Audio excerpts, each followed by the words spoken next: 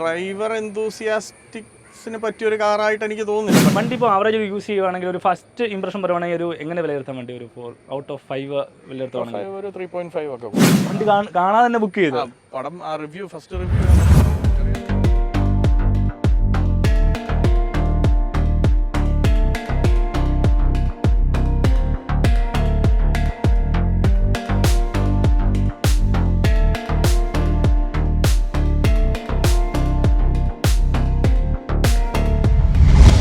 കണ്ടുവരുന്ന ഒരു ഇതുണ്ട്, അതായത് ഒരു പുതിയ ജനറേഷൻ സ്വിഫ്റ്റ് ഇറങ്ങി ഇതിന് മുമ്പത്തെ സ്വിഫ്റ്റ് ആയിരുന്നു നല്ലത്.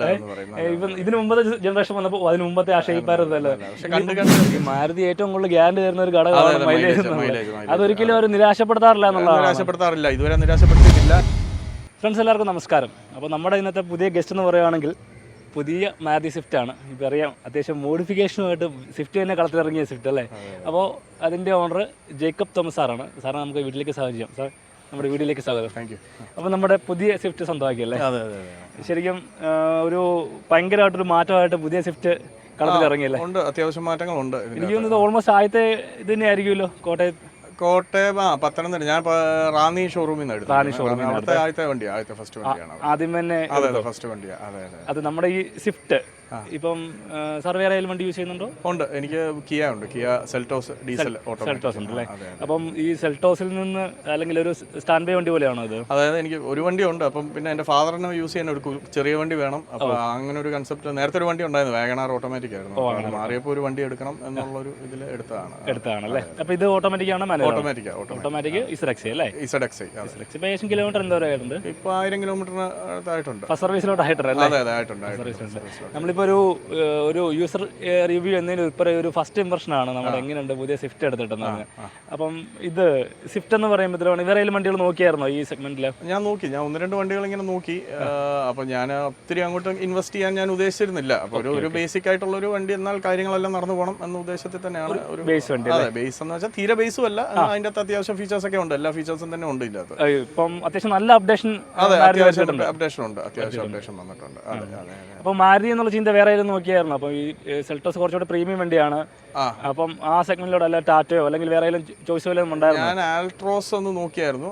ആൾട്രോസ് നോക്കി, പിന്നെ ടിയാഗോ അതൊക്കെ നോക്കിയായിരുന്നു. ഞാൻ ബേസിക്കലി ഞങ്ങൾക്ക് റാന്നി എന്ന് പറയുന്ന സ്ഥലത്ത് അവിടെ സർവീസും ഒക്കെ അവൈലബിലിറ്റി കൂടുതൽ മാരുതിക്കാണ്. ഞാൻ മാരുതിയിലോട്ട് തന്നെ വന്നത്. ഇഷ്ടംപോലെ സർവീസ് സെന്റർ ഇഷ്ടംപോലെ. റാന്നി തന്നെ 3 ഉണ്ട്. അപ്പോൾ പിന്നെ അതിൽ തന്നെ സ്റ്റിക്ക് ഓൺ ചെയ്തതാവുന്നുണ്ട്. ഇപ്പം നമ്മൾ എടുത്തിട്ട്, അതായത് ഒരു അധികം എക്സ്പീരിയൻസ് പറയാറായില്ല, എന്നാലും നേരത്തെ പഴയ മാരുതി സ്വിഫ്റ്റ് ഓടിച്ചിട്ടുണ്ട്. അതും ഇതുമായിട്ട് കമ്പയർ ചെയ്യുമ്പോൾ തുടക്കം ഒരു ഫസ്റ്റ് ഇംപ്രഷൻ പറയുവാണെങ്കിൽ? ഫസ്റ്റ് ഇംപ്രഷൻ അതൊരു ഡ്രൈവർ എന്തൂസിയാസ്റ്റിക്സിന് പറ്റിയൊരു കാറായിട്ട് എനിക്ക് തോന്നുന്നില്ല. പക്ഷേ ഒരു എക്കണോമിക്കലായിട്ട് കൊണ്ട് നടക്കാൻ പറ്റിയ ഒരു വണ്ടിയായിട്ട് എനിക്ക് തോന്നുന്നുണ്ട്. ഒരു മിഡ് ഫാമിലിക്ക് പറ്റിയ വണ്ടിയാണ്. കാരണം അതിൻ്റെ അകത്ത് അത്ര ഈ പറയുന്ന പോലെ പെർഫോമൻസ് ഒന്നും നമ്മൾ ഉദ്ദേശിക്കുന്ന പെർഫോമൻസ് ഒന്നും വരണമെന്നില്ല. ഒബ്വിയസ്ലി ഇത് AMT ഗിയർ ബോക്സാണ്. CVT-യുടെ ആ ഒരു പെർഫോമൻസ് ഒന്നും ഒരിക്കലും വരത്തില്ല.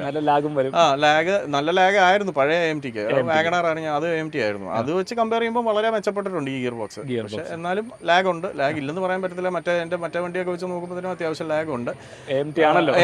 അപ്പോൾ നമ്മൾ മനസ്സിൽ ഉൾക്കൊണ്ടുകൊണ്ട് വേണം അത് ഓടിക്കാൻ തന്നെ. അപ്പം പക്ഷേ എന്നിരുന്നാലും അത്യാവശ്യം പെർഫോമൻസ് അവർ ഇമ്പ്രൂവ് ചെയ്യാൻ ശ്രമിച്ചിട്ടുണ്ട്. പിന്നെ 4 സിലിണ്ടർ മാറി 3 സിലിണ്ടർ ആയി അതിന്റെ. പക്ഷെ അപ്പോൾ ടർബോ ചാർജിങ് ഉണ്ട്. പക്ഷെ അവർ മേക്കപ്പ് ചെയ്യാൻ ശ്രമിച്ചിട്ടുണ്ട്. എന്നാലും പഴയ വണ്ടിയുടെ അത്രയും ലാഗില്ല. നമുക്കിപ്പം ഓടിച്ചു പോകുമ്പോഴത്തേനും ആ ഗിയർ ഷിഫ്റ്റ് ഒന്നും അങ്ങനെ ഒരു പുറകോട്ട് വലിക്കുകയോ അങ്ങനെ ഒന്നും റബ്ബർ ബാൻഡ് എഫക്റ്റ് ഒക്കെ അവർ കുറയ്ക്കാൻ ശ്രമിച്ചിട്ടുണ്ട്. മാക്സിമം ഒന്ന് സ്മൂത്ത് ചെയ്തിട്ടുണ്ട്. പക്ഷെ എന്നിരുന്നാലും CVT ഗിയർ ബോക്സിന്റെ പെർഫോമൻസുമായിട്ട് നമുക്ക് കമ്പയർ ചെയ്യാൻ പറ്റത്തില്ല. ബഡ്ജറ്റ് സെഗ്മെന്റ് ആയതുകൊണ്ട് നമ്മളത് അക്സെപ്റ്റ് ചെയ്തുകൊണ്ട് തന്നെ വേണം ഇത് കൊണ്ട് നടക്കാനായിട്ട്. മൈലേജ് അത്യാവശ്യം എക്കണോമിക്കലായിട്ടുള്ള വണ്ടിയാണ്. അവർ പറയുന്നത് 25 കിലോമീറ്റേഴ്സാ ഓട്ടോമാറ്റിക്. എന്നാലും എനിക്കിപ്പോൾ തന്നെ എനിക്ക് തോന്നുന്നു 16-17 ഒക്കെ അടുത്ത് വരുന്നുണ്ട്. ആവുന്നേ ഉള്ളൂ. 15-16-17 ഒക്കെ വരുന്നുണ്ട്. മാരുതി ഏറ്റവും കൂടുതൽ ഗ്യാരണ്ടി തരുന്ന ഒരു ഘടകമാണ് മൈലേജ്. അതൊരിക്കലും അവർ നിരാശപ്പെടുത്താറില്ല. ഇതുവരെ നിരാശപ്പെടുത്തിയിട്ടില്ല. എനിക്ക് തോന്നുന്നില്ല നിരാശപ്പെടുമെന്ന്. എനിക്ക് തോന്നുന്നില്ല. എങ്ങനെയുണ്ട് യാത്രാസുഖം ഒന്നും കുഴപ്പമില്ല. ഫൺ ടു ഡ്രൈവ് ആണ്. നമുക്ക് സിറ്റിയിലൊക്കെ കൊണ്ടു നടക്കാൻ നല്ല സുഖമാണ്. ഡ്രൈവിംഗ് വളരെ കംഫർട്ടബിൾ ആണ്. സ്റ്റിയറിംഗ് ഒക്കെ ആണെങ്കിലും നല്ല സ്മൂത്ത് ആണ്. നല്ല കോൺഫിഡൻസ് ഉള്ള സ്റ്റിയറിംഗ് ആണ്. പിന്നെ സീറ്റിംഗ് പൊസിഷൻ ആണെങ്കിലും ഇതിപ്പം ഹൈറ്റൊക്കെ അഡ്ജസ്റ്റ് ചെയ്യാൻ പറ്റും. അപ്പോൾ അതുകൊണ്ട് തന്നെ നല്ല സൗകര്യമായിട്ട് ഓടിച്ച് പോകാൻ പറ്റുന്നുണ്ട്. സിറ്റി ഡ്രൈവിങ്ങിന് പറ്റിയ വണ്ടിയായിട്ട് എനിക്ക് തോന്നുന്നു. കുഞ്ഞ് കോമ്പാക്ട് ഡിസൈൻ.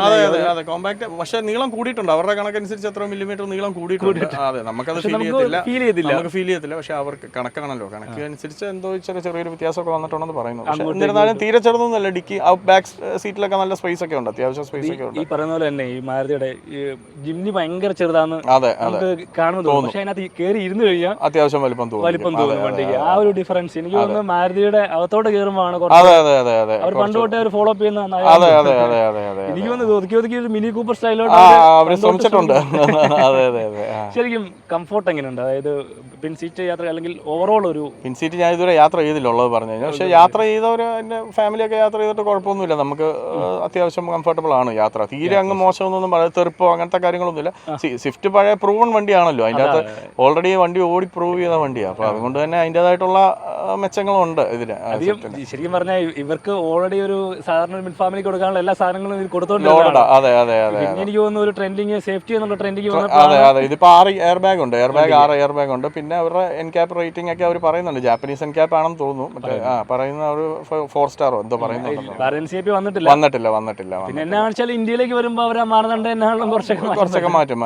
അതെ ബോഡിയിലാണെങ്കിലും ഇന്ത്യൻ എക്കോണമിക്ക് എപ്പോഴും മൈലേജ് ആണ് വലുത്. അതെ പിന്നെ ഒരു കാര്യമുണ്ട്, ഒരു മിഡ് റേഞ്ച് ഫാമിലി ആലോചിക്കുമ്പോൾ നമുക്ക് മൈലേജ് തന്നെയാണ്. അതെ, പിന്നെ എപ്പോഴും അത് തന്നെയാണ്. സബ് വണ്ടിയായിട്ട് വെക്കുവാണെങ്കിൽ മൈലേജ് നമുക്കിപ്പോൾ എന്താണെങ്കിലും മൈലേജ് വേണമല്ലോ. ഇപ്പോൾ സബ് വണ്ടി ആണെങ്കിൽ പോലും അത്യാവശ്യം ഞാൻ ഇതിന് മുമ്പത്തെ വണ്ടി കൊടുത്തത് 1,00,000 കിലോമീറ്റർ ഓടിയിട്ടാണ് വാഗണാർ കൊടുത്തത്. അതെ, അത്യാവശ്യം ഓട്ടോ ഉള്ള കൂട്ടത്തിലാണ് ഞങ്ങൾ. അത്യാവശ്യം യാത്ര കോട്ടയം റാന്നി ഒക്കെ യാത്ര ഉള്ള കൂട്ടത്തിലാണ്. അപ്പോൾ പിന്നെ ആ രീതിയിൽ ഇച്ചിരി മൈലേജ് കൂടെ ഒക്കെ നോക്കി തന്നെയാണ് എടുത്തത്. അതെ ഇപ്പം വാഗണാറിനാണെങ്കിൽ അത്യാവശ്യം നല്ല റീസെയിൽ വാല്യൂ ഉള്ള വണ്ടി. നല്ല വില കിട്ടി, അത്യാവശ്യം നല്ല വില കിട്ടി. നമ്മൾ കൺസിഡറേഷൻ റീസെയിൽ വാല്യൂ. അതെ റീസെയിൽ വാല്യൂ അത് വിൽക്കാനായിട്ട് നമുക്ക് ആളെ കിട്ടാൻ അവൈലബിലിറ്റി ഒക്കെ എളുപ്പമായിരുന്നു വണ്ടി വിൽക്കാനായിട്ട്. അതെ ഞാൻ ഒറ്റ പ്രാവശ്യം കണ്ടാരാണ്ട് വിളിച്ച് അവരപ്പോൾ തന്നെ വന്ന് വണ്ടി കച്ചവടമായി എടുത്തിട്ട് പോയി, റെഡി ക്യാഷ് വന്ന് എടുത്തിട്ട് പോയി. നല്ല വണ്ടിയായിരുന്നു. പിന്നെ നമ്മൾ മാത്രം ഉപയോഗിക്കാറുള്ളൂ, വേറെ ആരും ഫാദർ മാത്രമേ ഓടിക്കാറുള്ളൂ. ഇപ്പോൾ ശരിക്കും 3 സിലിണ്ടർ ആയപ്പോഴത്തേനാണെങ്കിൽ വണ്ടിയുടെ റിഫൈൻമെന്റ് എങ്ങനെയുണ്ട്? കാര്യം റിഫൈൻമെന്റ് ഒരു സൗണ്ടൊക്കെ വരുന്നുണ്ട്. ഒരു നമ്മൾ 3rd ഗിയർ, ആദ്യത്തെ 3 ഗിയർ വളരെ സ്മൂത്തായിട്ട് പോകുന്നുണ്ട്, കുഴപ്പമൊന്നുമില്ല. ഈ 4ാമത്തെ ഗിയറിലോട്ട് വരുമ്പോഴത്തേനും ഒരു സൗണ്ടും ഒരു ഉണ്ടല്ലോ, എഞ്ചിൻ നോയ്സ് പോലെ ഫീൽ ചെയ്യുന്നുണ്ട്. പക്ഷേ എന്നാലും അത് 4th ഗിയർ കഴിഞ്ഞ പിന്നെ 5th പോകുമ്പോൾ പിന്നെ സ്മൂത്തായിട്ട് തന്നെ കാര്യങ്ങൾ. ആ 4ാമത്തെ ഗിയറിൽ മാത്രം ഒരു ഷിഫ്റ്റിംഗ് കഴിഞ്ഞ് വരുമ്പോൾ ആദ്യത്തെ 3 ഗിയർ വളരെ സ്മൂത്താണ്. സിറ്റി ഡ്രൈവിനൊക്കെ നല്ല സ്മൂത്തായിട്ട് പോകുന്നുണ്ട്.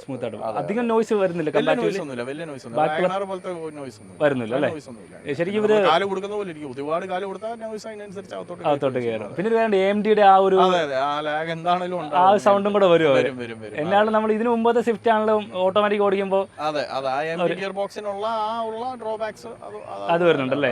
എനിക്ക് തോന്നുന്നു ഇതിപ്പം 3 സിലിണ്ടർ ആക്കിയപ്പോൾ അവരെ മറ്റേ ബാലൻസ് ചെയ്യാനുള്ള ഒരു സ്റ്റെബിലൈസറും പിന്നെ അതേപോലെ പാക്കിംഗ് മീൻസ് നോയ്സ് ക്യാൻസൽ ചെയ്യാനുള്ള കുറച്ച് കാര്യങ്ങളൊക്കെ കൊണ്ടുവന്നിട്ടുണ്ട്. പക്ഷെ കമ്പാരിറ്റീവ് കുഞ്ഞ് എഞ്ചിനാണ്, ചെറിയ ഇഷ്ടംപോലെ ഏരിയ ഉണ്ട് അല്ലേ. വണ്ടി ഇപ്പോൾ ആവറേജ് യൂസ് ചെയ്യുവാണെങ്കിൽ ഒരു ഫസ്റ്റ് ഇംപ്രഷൻ പറയുവാണെങ്കിൽ ഒരു എങ്ങനെ വിലയിരുത്താൻ വേണ്ടി ഒരു 4 ഔട്ട് ഓഫ് 5 വിലയിരുത്തുവാണെങ്കിൽ ഒരു 3.5 ഒക്കെ കൊടുക്കാം. ഒരു ബോണ്ട് അല്ലേ, 3.5 4-നടുത്തുണ്ടാവില്ല. അതിപ്പം ഒരു നമ്മൾ ഇനിഷ്യൽ സെഗ്മെന്റ് തന്നെ അത്രയും പറയാൻ പറ്റുന്നുണ്ടല്ലോ. അതെ ഇപ്പം ഞാൻ എന്നെ സംബന്ധിച്ച് ഞാൻ ഹാപ്പിയാണ്, വേറെ കുഴപ്പമൊന്നുമില്ല. കാരണം വെച്ചാൽ ഒരു സെൽട്ടോസ് ഓൾറെഡി യൂസ് ചെയ്തുകൊണ്ടിരിക്കുകയാണ്. ഡീസലാണ്, ഓട്ടോമാറ്റിക് ആണ്. അവരുടെ ഗിയർ ബോക്സ് അറിയാമല്ലോ, നല്ല 1-ാം ഗിയർ ബോക്സ് അവരുടെ. അപ്പം അതൊക്കെ ഉപയോഗിച്ച് കഴിഞ്ഞിട്ട് ഇത് ഉപയോഗിക്കുമ്പോൾ ഒബ്വിയസ്ലി ആ ഒരു ലാഗ് ഉണ്ട്. പക്ഷെ എന്നിരുന്നാലും എനിക്ക് അത്ര വലിയൊരു ഇതായിട്ടൊന്നും തോന്നുന്നില്ല. ശരി, ഞാൻ ചോദിക്കല്ലേ, വേറെ വിചാരിക്കരുത്. ഇതും കൂടെ കുറച്ചും കൂടെ ഇപ്പം എടുത്ത് എത്ര രൂപ? 10 ലക്ഷം ഓട്ടോമാറ്റിക് ശരിക്കും ഒരു ഇതാണെങ്കിൽ നമ്മുടെ ബലേനോ കുറച്ചുകൂടെ ആ ഒരു ഈ സെഗ്മെന്റിൽ കുറച്ചുകൂടെ മികച്ചു നിൽക്കുന്ന ആ ഒരു സെഗ്മെന്റിലായിരുന്നു. അങ്ങനെ വല്ലതും ഞാൻ നോക്കിയിരുന്നു ബലേനോയുടെ പ്രശ്നം എന്താണെന്ന് വെച്ചാൽ 1 ലക്ഷം രൂപയോളം കൂടുതൽ ഒന്ന് വരും. ആ വരുമ്പോൾ തന്നെ ഇതിന്റെ താഴത്തെ വേരിയന്റേ കിട്ടത്തുള്ളൂ. ഒരുപാട് ഫീച്ചേഴ്സ് മിസ്സിംഗ് ഉണ്ടാവും അതിന്റെ. ഡെൽറ്റ പ്ലസ് എനിക്ക് അതിന്റെ ഒത്തിരി നോക്കിയില്ല. ഞാനപ്പോൾ നോക്കിയപ്പോൾ വെറുതെ അത്രയും കൂടെ പൈസ അതിൻ്റെ അകത്തോട്ട് വണ്ടിയിലോട്ട് ഇൻവെസ്റ്റ് ചെയ്യുന്നതിൽ എനിക്ക് അത്ര ഒരു ബുദ്ധിയായിട്ട് തോന്നിയില്ല. കാരണം വണ്ടി എത്ര ഡിപ്രീസിയേഷൻ അല്ലേ വരത്തുള്ളൂ, ഒരിക്കലും വണ്ടിയുടെ വില കൂടാൻ പോകുന്നില്ല.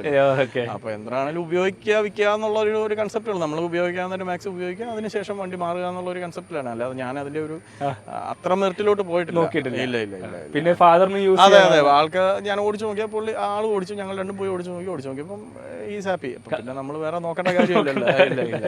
അങ്ങനെയാണല്ലേ? അങ്ങനെയാണ്. ഇപ്പം പുതിയതായിട്ട് ഇപ്പം ഒത്തിരി ഇതുണ്ടായിരുന്നു നമ്മുടെ എടുക്കാൻ പോയപ്പം വണ്ടി ലാഗ്. ലാഗ് ഞാൻ ഉദ്ദേശിച്ചത്രയും ലാഗ് ഇല്ലായിരുന്നു. ഞാനൊരു 6 മാസമൊക്കെ പ്രതീക്ഷിച്ചു. പക്ഷേ എനിക്കൊരു 1 മാസം കൊണ്ടൊക്കെ വണ്ടി കിട്ടി. ഞാൻ പ്രീ ബുക്കിംഗ്, വണ്ടി ഇറങ്ങുന്നതിന് മുമ്പ് ബുക്ക് ചെയ്തായിരുന്നു. വണ്ടി കാണാതെ തന്നെ ബുക്ക് ചെയ്തു. പടം ആ റിവ്യൂ, ഫസ്റ്റ് റിവ്യൂ കണ്ടപ്പോൾ ബുക്ക് ചെയ്തു. നമുക്കറിയാലോ ഒരു മിനിമം ഗ്യാരണ്ടി എന്താണെങ്കിലും മാരുതിയുടെ വണ്ടിയിൽ ഉണ്ടാവും. പിന്നെ ഷേപ്പിൽ മാത്രമേ ഉള്ളൂ, അതിന്റെ ബാക്കി എല്ലാത്തിലും ഒരു മിനിമം ഗ്യാരണ്ടി ഉണ്ടാവില്ല. നമുക്ക് കോൺഫിഡന്റ് ആയിട്ട് ബുക്ക് ചെയ്യാം. ഞാനിപ്പോൾ 6ാമത്തെ വണ്ടിയാണ് മാരുതിയുടെ തന്നെ എടുക്കുന്നത്. പല വണ്ടികൾ ഉപയോഗിച്ചിട്ടുണ്ട്. അപ്പൊ നമുക്കൊരു ഗ്യാരണ്ടി ഉണ്ട്. ഉണ്ട്. മാരുതിയുടെ വണ്ടികൾക്ക് നമുക്ക് ഒന്നും ഒരു അബദ്ധത്തിൽ പോയി ചാടത്തില്ലെന്ന് 100% ഉറപ്പുണ്ട്. എനിക്ക് തോന്നുന്നു കുറച്ച് ആൾക്കാരെ അബദ്ധത്തിൽ പോയി ചാടിയ ജിംനിയിലുള്ളതെന്ന് തോന്നുന്നു. അത് പിന്നെ നമ്മൾ അങ്ങനെ ഒരു എന്താ പ്ലാറ്റ്ഫോം എടുത്ത് ചാടുക എന്നുള്ള ഒരു ഇത്. പക്ഷെ ഞാൻ സ്വിഫ്റ്റിന്റെ കാര്യത്തിൽ അങ്ങനെ ഒരു അബദ്ധത്തിൽ അവർ ചെന്നെത്തത്തില്ല. അപ്പൊ അത് നമുക്കൊരു കോൺഫിഡൻസ് ഉണ്ട്. ശരിക്കും പറഞ്ഞാൽ ഇപ്പൊ ഈ ഇറങ്ങിയ ജനറേഷൻ ഒരു സ്വിഫ്റ്റിന് കണ്ടുവരുന്ന ഒരു ഇതുണ്ട്. അതായത് ഒരു പുതിയ ജനറേഷൻ സ്വിഫ്റ്റ് ഇറങ്ങി ഇതിന് മുമ്പത്തെ സ്വിഫ്റ്റ് ആയിരുന്നല്ലോ, ഇപ്പം ഇതിന് മുമ്പത്തെ ജനറേഷൻ വന്നപ്പോൾ അതിന് മുമ്പത്തെ ആ ഷേപ്പ് ആയിരുന്നല്ലോ. പക്ഷെ കണ്ട് അത് നമുക്ക് പുതിയ ഷേപ്പ് തന്നെ എപ്പോഴും പറഞ്ഞു അങ്ങനെ. അത് നമ്മൾ പുതിയ ഇറങ്ങുമ്പോൾ അത് ശരിയായില്ലെന്ന് വിചാരിക്കും. പക്ഷെ പുതിയ ഇറങ്ങി കഴിയുമ്പോൾ അതിപ്പോ ഇന്നോവ ക്രിസ്റ്റ ഇറങ്ങിയപ്പോഴും പറഞ്ഞ വളരെ കണ്ട് ഇപ്പൊ ക്രിസ്റ്റയാണ് എല്ലാവർക്കും കൊണ്ടുവന്നേക്കുന്ന കുറെ ഗിമിക്സുകൾ. അതെ, അതൊക്കെ എനിക്ക് ഇഷ്ടപ്പെട്ടു. നൈസാണ്. ആഫ്റ്റർ മാർക്കറ്റ് ചെയ്യുന്ന സാധനങ്ങൾ. അതെ ആ ബ്ലാക്ക് ഞാനൊക്കെ ഇത് എന്റെ വണ്ടിക്കൊക്കെ ഞാനിത് ഹെഡ്ലൈറ്റ് അഴിച്ച് പൊട്ടിച്ച് അതിനകത്ത് ബ്ലാക്ക് ആക്കിയിട്ട് DRL ചെയ്തിട്ടുണ്ട്. അത് ഈ സെയിം സാധനം കൊണ്ടുപോയിട്ടുണ്ട്. അതൊരു ഭയങ്കര നല്ലതാണ്. കുറച്ചൊക്കെ ആൾക്കാർ ട്രെൻഡിങ്ങിനനുസരിച്ച് ഫോളോ അപ്പ് ചെയ്യുന്നുണ്ട്. വണ്ടി എന്റെ ലുക്ക് വൈസ് കാണണം, കുഴപ്പമൊന്നുമില്ല. ഞാൻ പിന്നെ എന്റെ ഡിസ്ക് അത് കമ്പനി ഡിസ്ക് തന്നെ ആയിട്ടിരിക്കുന്നത്. അലോയ് തന്നെ അലോയാ വന്നത്. ഞാൻ അതിന്റെ അലോയ് ഒന്ന് പഴയ മോഡൽ ടോപ്പ് വേരിയന്റിന്റെ അലോയിലോട്ട് മാറ്റി എക്സ്ചേഞ്ച് ചെയ്ത് നമുക്ക് അറിയാവുന്ന ഒരു കടയുണ്ട്. അപ്പൊ അവിടെ പഴയ വരുന്നതുകൊണ്ട് എക്സ്ചേഞ്ച് ചെയ്തിട്ടു. അതെ ഒരു ഇച്ചിരി നല്ല തോന്നുന്നു. അത് മാത്രമേ വേറൊന്നും ചെയ്തിട്ടില്ല. ഇത് നമ്മുടെ parts means accessories seat cover അവർ ചെയ്തിട്ടുണ്ട്. സീറ്റ് കവർ 3D ഫുഡ് മാറ്റ്, വേറൊന്നും ചെയ്തിട്ടില്ല. അതൊക്കെ അവൈലബിൾ ആണോ? അവിടെ അവരെ വിളിച്ചപ്പോഴേ ഇതൊരു ലെതറേറ്റ് പോലത്തെ ഒരു സീറ്റ് കവർ ആയിട്ടിരിക്കുന്നത്. ഇപ്പൊ വലിയ കുഴപ്പമില്ലാത്ത സീറ്റ് കവറാ. അതും 3D ഫുഡ് മാറ്റും രണ്ടും ചെയ്തിട്ടുണ്ട്. വേറൊന്നും ചെയ്തിട്ടില്ല. അപ്പൊ വണ്ടിയിൽ ഓൾറെഡി സാറ്റിസ്ഫൈഡ് ആണ്? പിന്നെ തീർച്ചയായിട്ടും. പിന്നെ എടുക്കാൻ പോകുന്നവർക്ക്, സ്വിഫ്റ്റ് എടുക്കാൻ പോകുന്നവർക്ക് എന്തെങ്കിലും ഉപദേശങ്ങൾ? ഒന്നുമില്ല, റെക്കമെൻഡ് ചെയ്യാന്നുള്ളത്. വലിയ കുഴപ്പമൊന്നുമില്ല. അതായത് ഞാൻ പറഞ്ഞില്ല, ഒരു ഡ്രൈവിംഗ് എന്തൂസിയാസ്റ്റ് എന്നുള്ള ഒരു രീതിയിൽ എടുക്കരുത്. അല്ലാതെ ഒരു എക്കണോമിക്കൽ ആയിട്ടുള്ള ഒരു വണ്ടി എന്നുള്ള രീതിയിൽ ബഡ്ജറ്റ് വണ്ടി നോക്കുന്നവർക്കാണെങ്കിൽ എടുക്കാം, ധൈര്യമായിട്ട് എടുക്കാം. അപ്പൊ എന്നാണെങ്കിലും സാർ സ്പെഷ്യൽ താങ്ക്സ് പുതിയ വണ്ടിയുടെ നമ്മളെ റിവ്യൂ തന്നതിന്. ശരി. പുതിയ വീഡിയോ ആയിട്ട് വരുന്ന വരെ ഇത് ജിഷാർ മറാൾ.